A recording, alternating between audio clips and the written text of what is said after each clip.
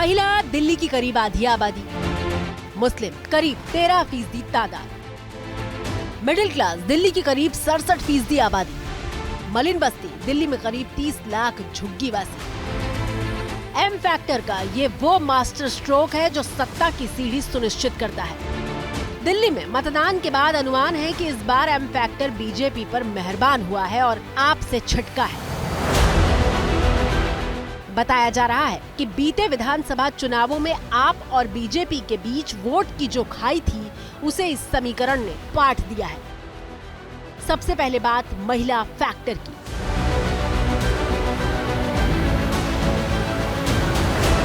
जो महिलाएं लोकसभा चुनाव में मोदी और विधानसभा चुनाव में केजरीवाल को चुनती थीं, वो इस बार विधानसभा चुनाव में भी मोदी पर भरोसा जता रही हैं। मैट्राइस के एग्जिट पोल में बीजेपी को 45% और आप को 48% महिला वोट मिला है। वहीं एसएएस के एग्जिट पोल में बीजेपी को 42% और आप को 45% महिला वोट मिला है।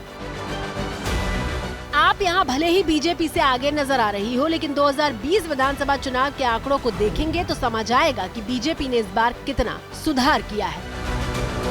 2020 विधानसभा चुनाव में 60% महिला वोटर ने आपको वोट किया था, जबकि बीजेपी को सिर्फ 35% महिलाओं ने ही वोट किया था। यानी 25% के फासले को बीजेपी 3% तक लाने में कामयाब होती नजर आ रही है।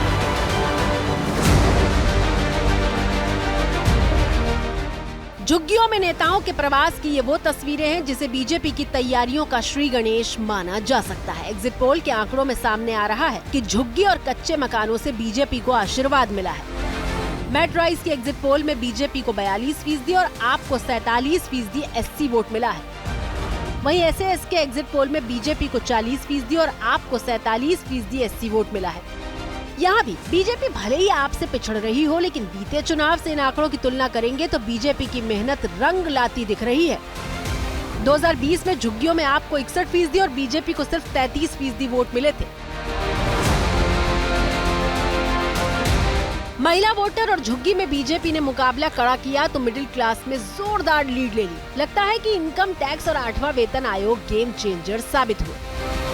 मैट्राइस के एग्जिट पोल में बीजेपी को 52% और आपको 36% सवर्ण वोट मिला। वहीं एसएएस के एग्जिट पोल में बीजेपी को 55% और आपको 38% सवर्ण वोट मिलने का अनुमान जताया गया है। नई राजनीति की उम्मीद में मिडिल क्लास आपसे जुड़ा था, जो अब लोकसभा के पैटर्न पर बीजेपी की तरफ लौट रहा है।